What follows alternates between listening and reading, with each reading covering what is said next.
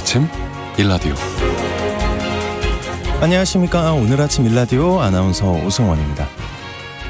올 여름에 비가 많이 내리면서 도로가 파인 포트홀, 땅꺼짐이 생기는 싱크홀, 집안 침하 현상들이 많아졌죠. 비 때문에 요즘 폭염 속에도 도로 위에 각종 공사하는 현장들이 눈에 띄게 많아졌는데요. 이런 도로 공사 현장들이 더 늘어날 전망입니다. 국토교통부가 오늘부터 2주간 일반 도로 전체 12,000여 킬로미터를 대상으로 도로 포장 집중 점검을 실시한다고 하는데요. 포트홀이나 싱크홀 규모가 크고 발생 빈도가 높은 취약 구간은 땜질식 임시복구 방식에서 벗어나서 반복적인 재발을 방지할 수 있을 정도로 재포장 수준의 공사를 진행한다고 합니다. 요즘은 이 분야에서도 인공지능 기술을 도입해서 도로관리 체계를 효율적으로 분석하고 관리할 수 있다고 하는데요.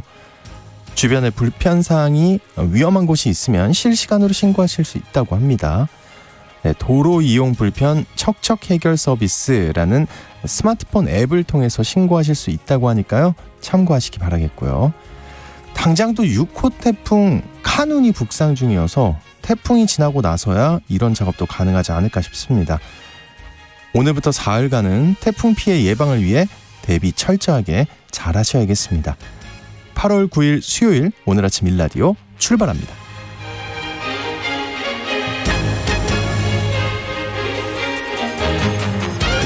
네, 오늘 아침 일라디오 이 시간은 물론 KBS 일라디오의 모든 프로그램은 유튜브 KBS 일라디오 공식 채널이나 모바일 콩 어플리케이션을 통해 실시간으로 함께 하실 수 있습니다. KBS 일라디오 채널 구독과 좋아요, 댓글 많이 부탁드립니다. 자, 수요일 시간입니다. 해외 농업 소식 전해드리고요. 재난은 예방 시간에는 건물 붕괴와 균열에 대한 우려에 대해 살펴보겠습니다. 또 장수직업 시간에는요. 기후변화에 따른 직업 변화에 대해 알아보겠습니다. 자, 청취자 여러분들 참여하실 수 있는 오늘 퀴즈는요. 태풍 카눈이 오늘부터 사흘간 우리나라를 관통하면서 직접적인 영향을 끼치는데요. 폭우나 강풍 등에 의한 피해 외에도 태풍의 눈 안에 새나 곤충 등이 갇힌 채 이동돼서 오는 경우가 있는데요. 해충이나 병균 등이 일시에 많은 개체가 날아와 농작물에 피해를 주기도 합니다. 농작물이 병과 해충으로 인해 입는 피해를 무엇이라고 할까요? 네, 병과 해충을 합친 세 글자 뭘까요? 추첨을 통해서 농촌진흥청에서 제공하는 웰빙 혼합 잡곡 세트를 한 분께 향긋한 커피를 드실 수 있는 모바일 커피 쿠폰 4분께 드리겠습니다.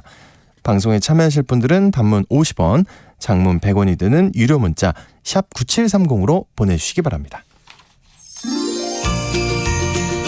유익한 정보와 살아있는 이야기가 있습니다. KBS 오늘 아침 일라디오. 해외 농업 소식 알아보겠습니다. 조윤주 외신캐스터님과 얘기 나눠보겠습니다. 안녕하십니까? 네, 안녕하세요. 네, 세계 곳곳에서 극단적인 기후가 나타나고 있는데요. 세계 기상기구가 올해 7월이 가장 더웠던 달이었다고 밝혔다고요? 네, 맞습니다. 올해 7월이 지구 표면과 해수면이 역대 가장 더웠던 달로 기록됐다고 세계 기상기구가 밝혔습니다. 세계 기상기구는 올해 7월 달에 지구 표면 평균 기온이 섭씨 16.95도로 1940년 관측이 이후 역대 월별 기록 가운데 가장 높았다고 설명했습니다. 자료를 보면 올해 7월달 지표 평균 기온은 이전 최고 기록인 2019년 7월 16.63보다도 높았고요. 1991년부터 2020년까지 평균 기온보다 0.72도 높은 것으로 파악됐습니다. 세계기상기구는 국제사회가 기후변화 마지노선을 정한 산업화 이전 대비 1.5도 상승한 온도에 거의 근접한 수치라고 설명했습니다. 네. 지구기온 상승폭 1.5도는 2015년 국제사회가 파리 기후변화 협약을 통해서 합의한 지구기온 상승의 제한폭인데요. 세계기상기구는 이 제한선으로 추정되는 기온이 16.96도라고 소개하면서 올해 7월 평균 기온이 제한선과 거의 다름없는 수준까지 오른 것이라고 설명했습니다. 네. 얼마 전에 미국 해수 온도가 사람 체온보다 높았다는 뉴스가 있었다는데 해수면 네. 평균 온도는 몇 도까지 올라갔나요? 네, 지구 해수면 평균 온도가 올해 7월 달 섭씨 20.95도에 달했습니다.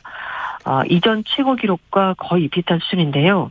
1991년부터 2020년까지 평균 해수면 온도보다도 0.51도 높은 기록이었습니다. 세계 기상기구는 이런 기록이 일시적으로 나타난 것일 수도 있긴 하겠지만 이상고온을 만들어내는 주요 요인인 온실가스 배출을 줄이기 위해서 전 세계 노력이 시급하다는 것을 보여주는 것이라고 설명했습니다. 네, 맞습니다. 중국 곡창지대가 5호 태풍 독수리로 큰 피해를 입었다고요? 네, 맞습니다. 중국 동북부 지역의 주요 곡창지대가 태풍 독수리로 큰 피해를 입으면서 식량 안보에 대한 우려가 커지고 있다고 미국의 CNN 방송에 전했습니다. 7월 말부터 중국 북부를 강타한 독수리 때문에 100만 명이 넘는 사람이 대피했고요. 수십 명이 사망했습니다. 헤이룽 장성의 주요 쌀 생산지 우창에서는 수많은 마을과 넓은 농지가 침수되면서 피해 상황 집계마저 제대로 진행이 되지 않고 있고요. 헤이룽 장성, 지린성, 라오닝성 등 동북 3성은 중국 곡창지대로 중국 전체 곡물 생산의 5분의 1 이상을 차지하고 있습니다. 쌀, 콩, 옥수수가 주요 작물입니다.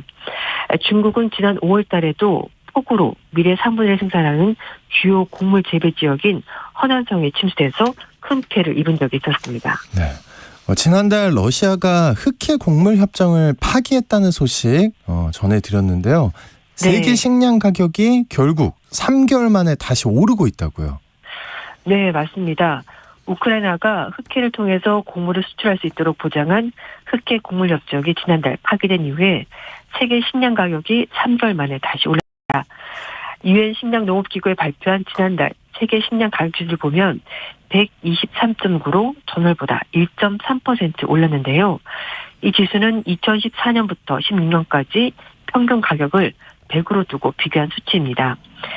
식량농업기구는 24개 품목에 대한 국제 가격 동향 조사에서 곡물, 유지류, 육류, 유제품, 설탕 이렇게 5개 품목군별로 식량 가격 지수를 매월 집계해서 발표하는데요. 이 지수는 작년 3월 달에 159.7로 최고치를 기록했고 올 3월 달 127까지 떨어졌습니다. 그리고 4월 달에 약간 오르고 5월 달에 빠졌습니다만 다시 상승대로 돌아섰습니다.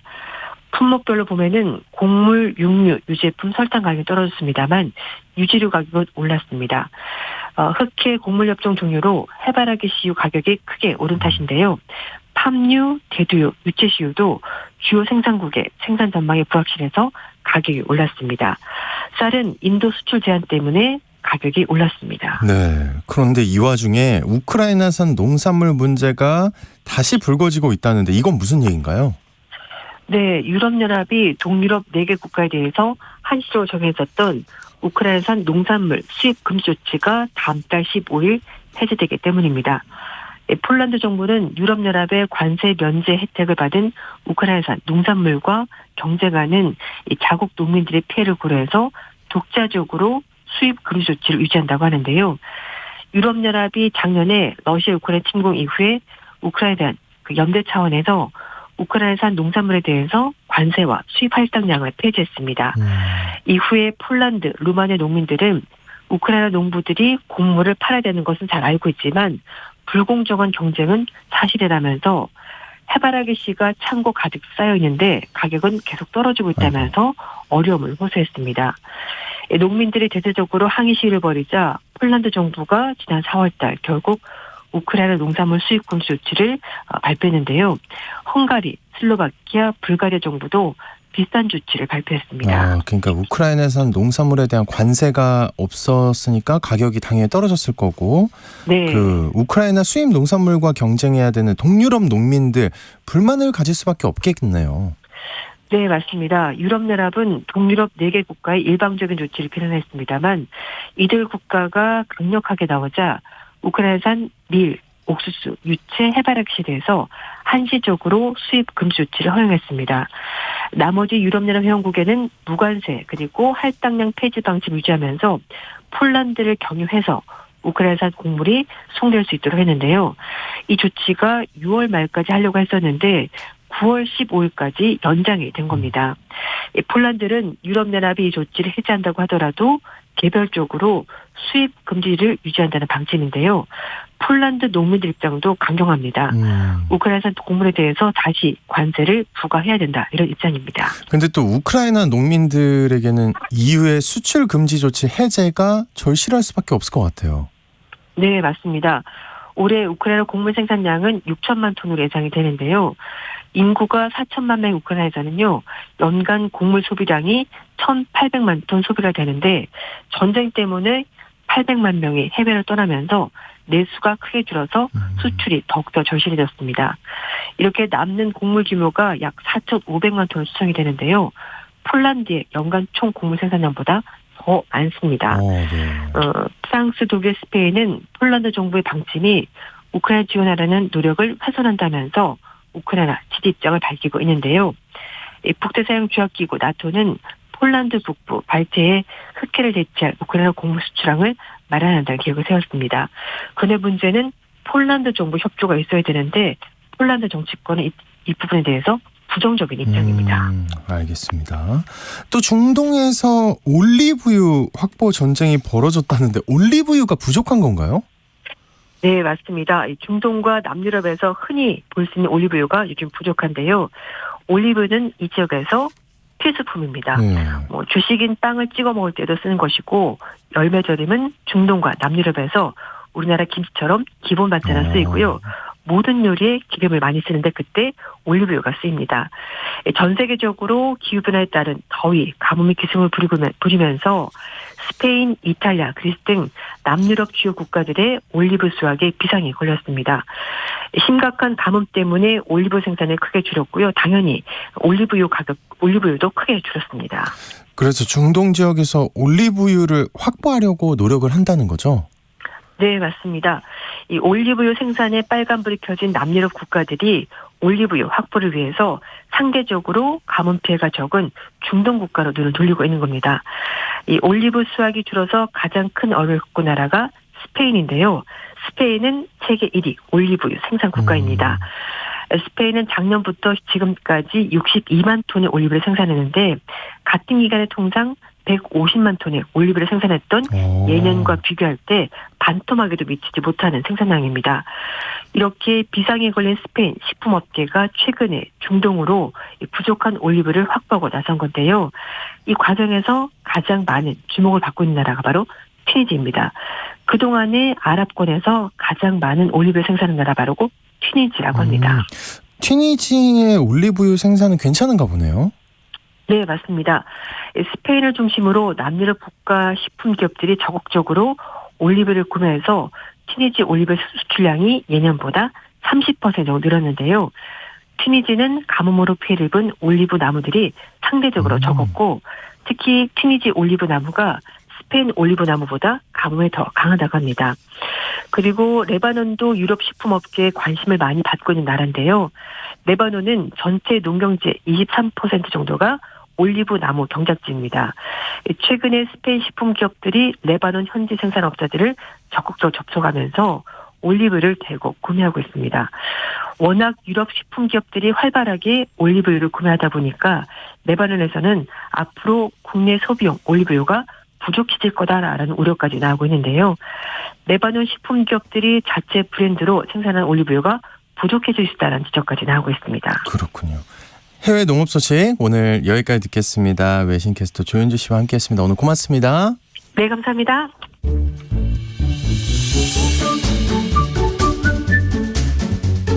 아침을 여는 기분 좋은 습관. KBS 오늘 아침 1라디오.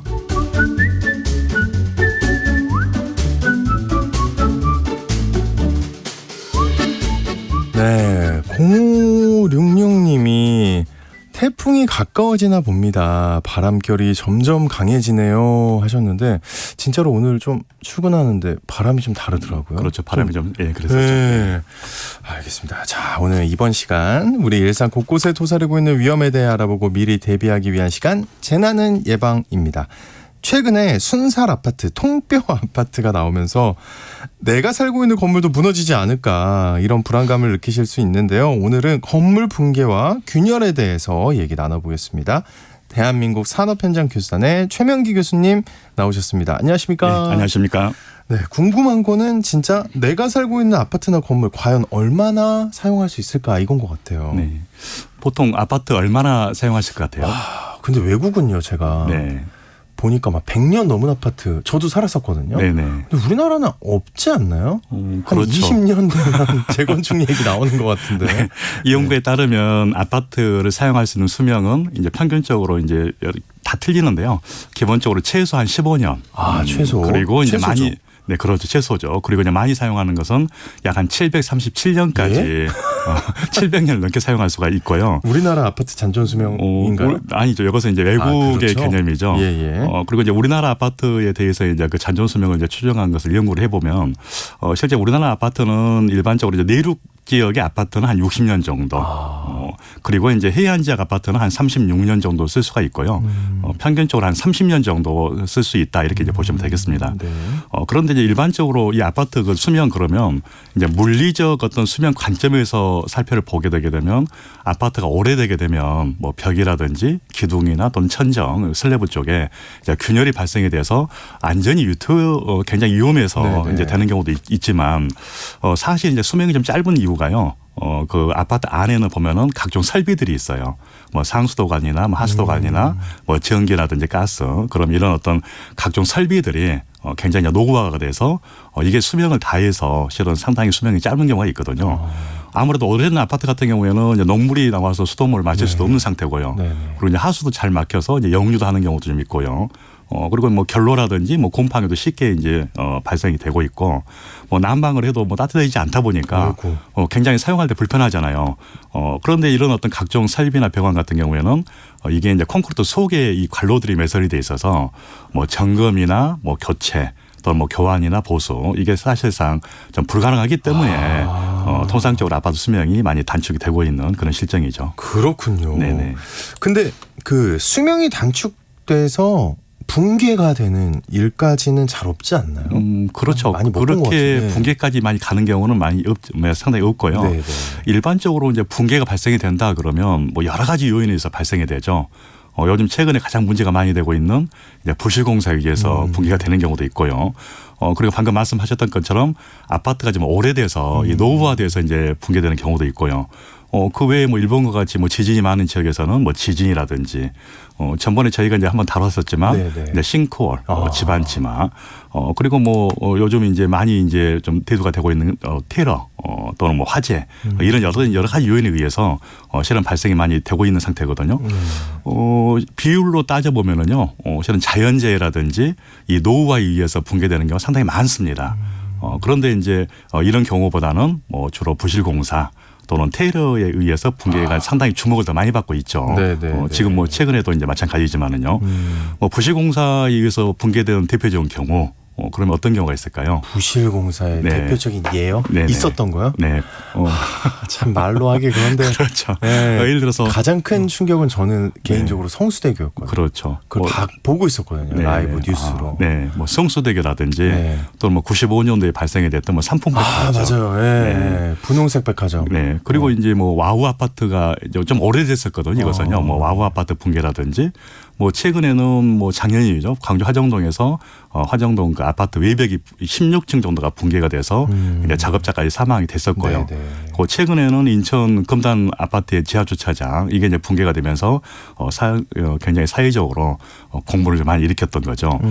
일반적으로 이제 붕괴가 발생되는 그 원리는요. 이제 크게 이렇게 보시면 됩니다.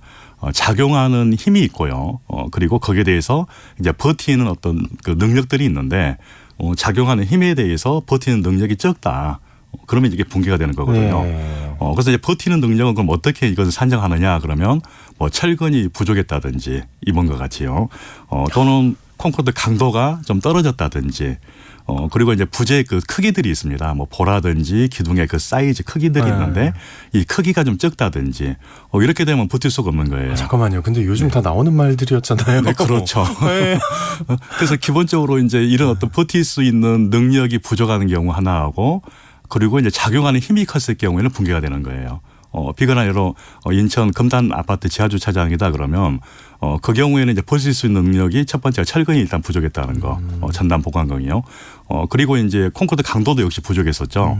결국은 이제 버틸 수 있는 능력이 부족한 상태에서 적용을 하기 위해서 이제 성토를 했었는데 이 성토 자체가 규정보다 더 많은 성토가 되면서 하중이 크게 작용한 것이죠. 그래서 결국은 이제 붕괴되는 것은 간단합니다. 원리 자체는요. 이런 어떤 버티수 능력, 작용하는 힘 여기에 대해서 이제 보완이 되면 실은 또 붕괴는 안 되는 거거든요. 네. 그래서 이런 능력을 좀 이해를 하시고 좀 점검을 좀 하시면 될 것 같습니다. 저는 이게 굉장히 중요하다고 생각하는데요. 건물이 붕괴되기 전에 징후가 있을 거 아닙니까? 네. 이거 우리가 알아야 되지 않습니까? 그렇죠. 그래야 우리가 좀 긴장하고 뭐야 이상하다 이렇게 될 것 같은데 그 사전 징후 어떤 것들이 있습니까? 항상 모든 사고에는 사전에 다 징후가 있어요. 네, 네. 건물 자체도 붕괴가 됐을 때 사전에 이제 징후를 보여주고 있거든요. 일례로 뭐 삼풍백화점이 붕괴가 됐을 때 소름 돋아야죠. 그렇죠. 네, 막 그 얘기 많이 들어가지고 네. 네. 징후를 이제 보여줬었는데요. 뭐 철근이 이제 옥상을 뚫고 올라왔다든지 결국은 이제 이것은 힘이 이제 많이 작용이 됐다는 이야기거든요. 그리고 이제 바닥에 이제 깔아앉는 거죠. 바닥에 좀 치마가 됐다든지 그러면서 이제 균열이 발생이 됩니다. 그래서 대부분은 이제 건물이 붕괴되기 전에 첫 번째 징후가 균열이다 이렇게 이해를 하시면 되겠고요. 그리고 이제 소리에서도 알 수가 있어요. 소리요? 네, 뭐 쿵 한다든지 뭐 팡 한다든지 가끔 뭐 어떤 구조물 자체가 붕괴됐을 때 뭐 우지직 또는 뭐 펑, 쿵 이런 소리들이 많이 나고 있거든요. 그래서 이런 어떤 눈으로 보일 수 있는 것은 처진다든지 변형이 있다든지 균열이 발생한다든지 그리고 소리상에서는 뭐 어떤 이상한 소리가 난다든지 뭐 이런 어떤 개념을 우리가 이제 알 수가 있고요. 그래서 일반적으로 뭐 건물이 붕괴가 된다 그러면 뭐 기둥이라든지 보라든지 슬래브의 첫 번째 이제 균열을 좀 많이 유심하게 보셔야 됩니다. 그래서 이제 오늘 조금 후에 이제 균열에 대해서 설명을 드릴 건데요. 그래서 균열이 생긴다든지 또는 이제 처져요 이게요. 뭐 우리가 이제 흰다고 이야기를 하고 있거든요. 그래서 이런 어떤 변형이 좀 생겼을 때 붕괴 징후다. 우리 사람도 좀 기분이 안 좋으면 얼굴을 좀 인상을 좀 많이 찌푸리잖아요. 그것처럼 건물도 좀 인상을 찌푸린다라고 보시면 됩니다. 균열이 네. 주름을 좀 잡는다든지 얼굴이 우글우글하게 한다는 것은 이제 변형이 생기는 결국 이제 구조물도 사람과 똑같다 보시면 되는 거예요. 그 외에도 이제 뭐 건물 바닥이 좀 갈라진다든지 또는 움푹 좀 들어간다든지 또는 진동도 좀 느껴져요. 그리고 이제 엘리베이터 쪽에서는 뭐 소리 방풍음 소리가 심각하게 난다든지 또는 갑자기 잠깐만요. 엘리베이터를 타는데 방풍음이 들린다는 게 정확히 어떤 거죠? 예를 들어서 엘리베이터 소리 뭐 우리 이제 뭐 굉장히 이제 어떤 좁은 공간이 있잖아요. 네. 거기에 바람이 세게 부는 굉장히 이제 소리가 휙 하는 이런 어떤 소리들. 네. 불안한데. 자고로 좀 평소와 좀 틀린 소리가 난다 그러면 한번 의심을 좀 해볼 필요가 좀 있죠. 그렇군요. 네. 그리고 뭐 갑자기 멀쩡했던 유리창이 깨진다든지 또는 뭐 건물에 있는데 마감재가 뭐 떨어진다든지 이런 것들은 전부 다 전조 현상이고요. 그래서 이런 부분에 대해서는 안전점검을 꼭 받으실 필요가 좀 있겠습니다. 그러면은 그 균열이 생기면 네. 보수는 어떻게 해야 하는 건가요? 균열 자체에 대해서 이제 보수하고 보강이 있습니다. 네. 이제 보수는 주로 이제 뭐 방수라든지 또는 어떤 내구성 회복을 위한 이런 측면에서 주로 이제 보수를 하고 있고요. 네. 더 중요한 게 이제 보강이거든요. 보강은 이제 구조적으로 좀 문제가 있었을 때 이때 이제 보강을 하고 있는 거죠. 이번에 이제 LH에서 사고가 발생이 됐을 때 네. 지금 보강을 한다고 하거든요. 네. 그러니까 이제 보강이라는 것은 이제 구조적으로 좀 안전성이 문제가 되니까 보강을 한다 이렇게 보시면 되는데요. 주로 이제 보수하는 방법은 이제 균열이 발생이 되면 이제 틈이 발생이 되는 거거든요. 그러면 거기에 위에 이제 시트 우리 벽지 바르는 것처럼 표면을 갖다 처리하는 이런 방법이 한 가지가 있고요. 그리고 두 번째는 이 균열 사이에 이제 어떤 그 본드 개념, 강력한 본드 개념 같이 이런 걸 이제 충전을 시킨다든지 주입을 한다든지 이런 방법이 이제 보수 방법이 있고요. 네. 이제 보강하는 방법은 이번에 이제 LH에서 썼었죠. 뭐 강판을 갖다가 부착을 한다든지 또는 뭐 탄소섬이라든지 이런 걸 갖다가 이제 보강을 하는 뭐 이런 방법들 많이 쓰고 있죠. 네. 저 궁금한 게 내가 살고 있는 아파트나 건물에서 혹시나 그 궁금하시는 분도 있을 것 같거든요. 네. 콘크리트 강도를 확인할 수 있는 좀 쉬운 방법이 있을까요? 교수님만의? 저만의 이거 근데 영업 비밀이죠. 이거 저 노하우인데요. 그러면은 공개할 수 있는 범위만 해주세요. 제가 괜히 휘말리고 싶죠. 죄송하게 만들고 싶지 않습니다. 예. 일단 방법은 어떤 게 가장 쉽게 할 수 있는 방법은요. 네. 집에 아마 대부분 손망치들이 있을 거예요. 그쵸. 못을 박는다 하는 이런 망치들. 그런 망치를 활용을 하는 방법들이 있는데요. 이제 손망치를 활용을 해서 콘크리트 표면을 한 번씩 때려보는 거예요. 어느 정도 세게 해야 돼요? 뭐 일정한 힘으로 뭐 아주 세게 하게 되면 이제 파기가 되니까 그렇죠. 네. 그러면 한번 간단 동일한 힘으로 한번 때려보게 되면 어떤 부위는 뭐 약간 움푹 들어가는 느낌이 나는 데가 있고요. 네. 그리고 어떤 부분은 좀 약간 반발돼서 튕겨서 나오는 이런 느낌이 좀 있는 데가 있어요. 네, 네. 그럼 움푹 들어갔다라는 이야기는 결국은 그 부위는 콘크리트 강도가 별로 안 나온다. 이렇게 이해를 하시면 되겠죠. 그래서 이제 가장 쉬운 방법은 이제 망치를 활용한다든지 또는 뭐 주먹을 한 번씩 때려봐도 대충 이제 그 어떤 소리라든지 이런 걸 가지고도 이제 감을 가질 수가 있습니다. 야, 네. 진짜 뭐 제가 볼 때 한 네. 100분의 1 정도 공개하시고. 네, 알겠습니다. 근데 지금까지 재난은 예방 정말 뭐랄까요? 좀 흥미로운 얘기들 많이 나눴고 또 좋은 어떤 비법이나 예방 대책을 많이 말씀해 주셨는데 오늘이 마지막이라고 들었습니다. 네네. 아, 너무 아쉽습니다. 소감 한마디 들어볼 수 있을까요? 어떻게 됐든 간에 이제 KBS에서 이런 재난 예방 코너를 마련을 해 주셔서 이제 국민들이 안전에 대해서 또는 재난에 대해서 많은 관심을 갖게 해 주셔서 일단 감사하다는 말씀을 좀 드리고요. 네. 저도 많이 배웠고요. 제가 많이 안 나와야 실은 사고가 안 났다라고 일단 보시면 되겠죠. 이중적인 마음입니다. 네. 알겠습니다. 그동안 각종 안전관리에 대해서 저희에게 좋은 지식을 주셔서 감사하다는 말씀드리고요. 이제 보내드리겠습니다. 대한민국 산업현장교수단의 지금까지 최명기 교수님과 함께했습니다. 오늘 고맙습니다. 네, 감사합니다.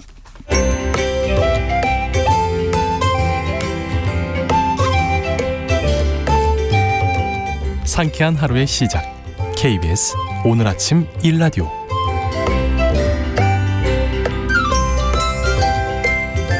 직장은 나와도 평생 직업이 필요한 시대를 위한 향수 직업 시간입니다. 지구촌 한쪽에서는 폭염과 산불이 이어지고요. 또 한쪽에서는 태풍과 홍수로 재난이 이어지고 있죠. 우리도 지금 태풍 때문에 긴장 상황에 놓여 있는데요.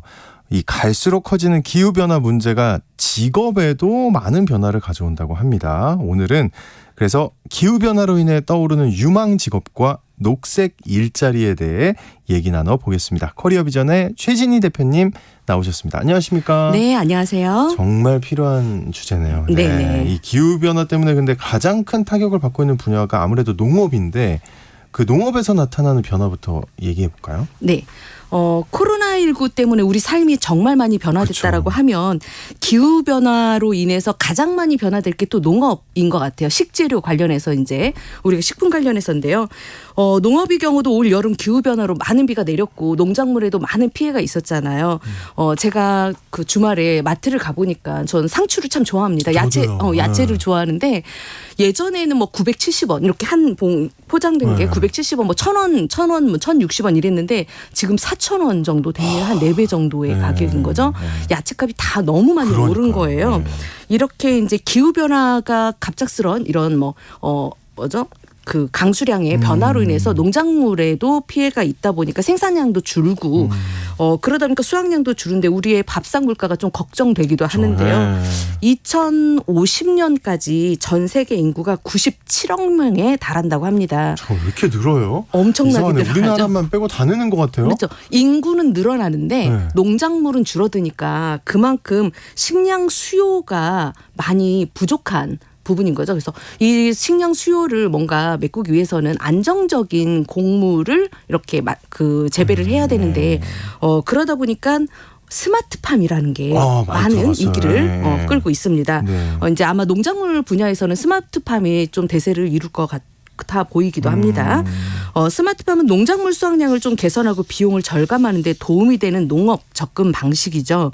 이 스마트팜을 보면 센서라던가 뭐 드론이라던가 아니면 GPS 매핑 그리고 인공지능이나 머신러닝 등 이런 다양한 기술이 통합되어 있기 때문에 이러한 기술들을 스마트팜에 적용을 하다 보니까 우리가 별도로 물을 주거나 이러지 않아도 되는 거예요. 시간 맞춰서 알아서 물이 분사가 되기도 하고 기가 막히네. 온도나 습도도 알아서 조절이 되고 이걸 또 모바일 기기로도 다 작용을 할 수 있으니까 이렇다 보니까 스마트팜과 관련된 새로운 직업들은 많이 등장을 하고 있습니다. 어떤 직업들이 새로 등장하고 또 해당이 되는 거예요? 스마트팜과 관련해서는? 스마트팜이라는 걸 구축하기 위해서는 네네. 스마트팜을 구축한 상태에서는 운영할 수 있는 스마트팜 운영자가 필요한 거고 또 그걸 구축하기 위해서 스마트팜 엔지니어가 필요하기도 합니다.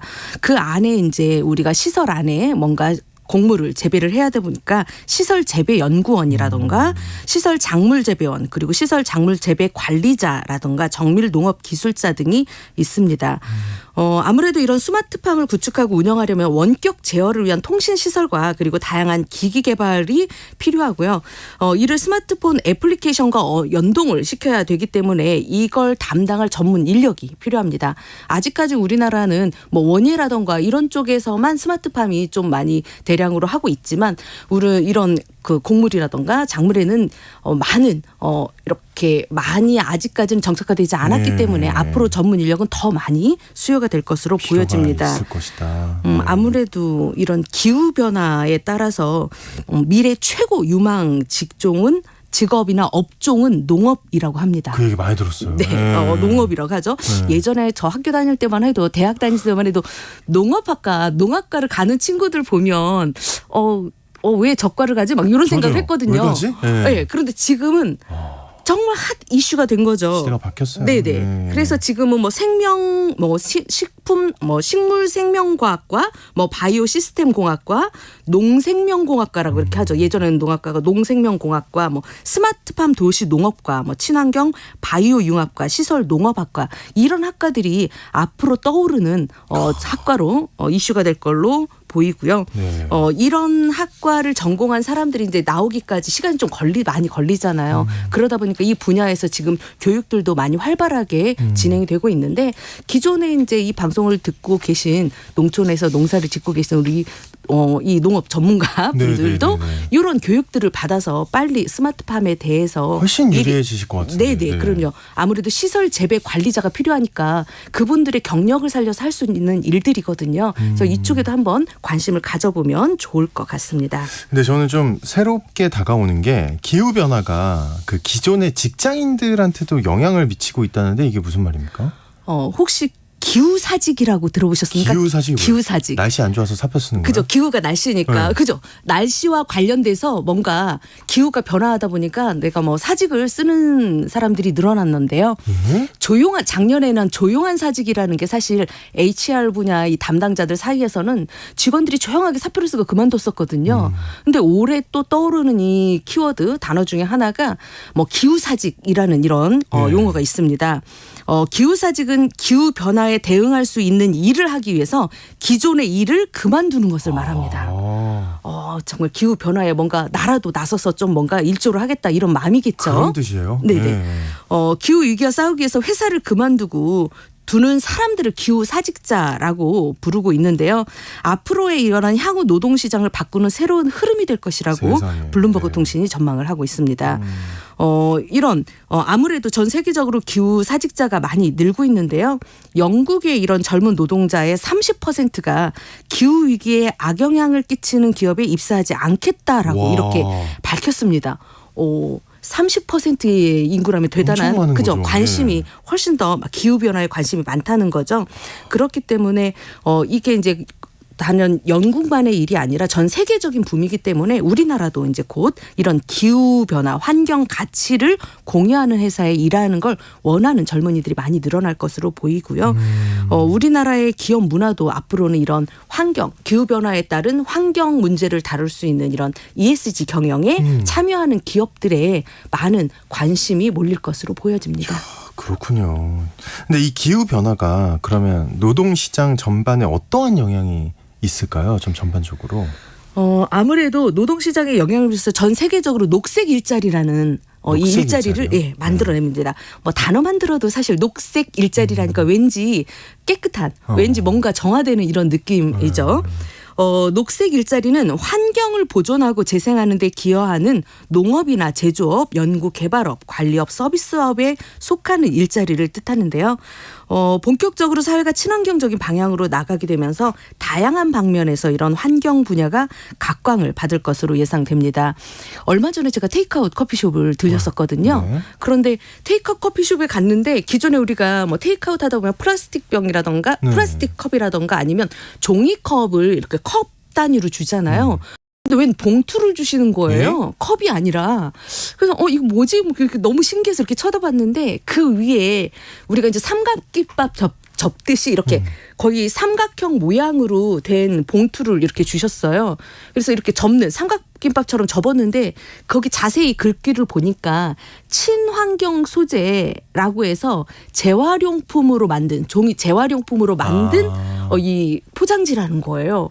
근데 그걸 딱 보면서 너무 신기하기도 하고 왠지 저는 커피 한 잔을 마셨을 뿐인데 제가 뭔가 환경에 뭔가 기여한 느낌이기도 하고 그거 보면서 나 같은 사람이 이런 기분이 들었다면 분명히 다른 누군가들도 이런 커피 종이컵이나 이런 환경 문제를 생각한다면 이런 거에 대한 인식이 좀 달라질 것 같다라는 생각이 들었어요.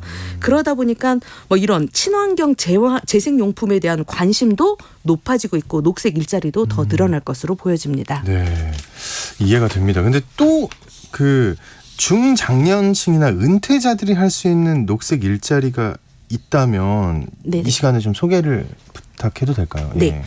중장년분들한테도 그린 칼라라는 직업이 적용될 수 있을 것 그린 같습니다. 칼라? 우리가 뭐 화이트 칼라, 블루 칼라 이건 많이 들어보셨잖아요. 녹색 일자리니까 세상에. 그린 칼라. 이제 우리 어르신들은 그린 칼라가 되는 거죠.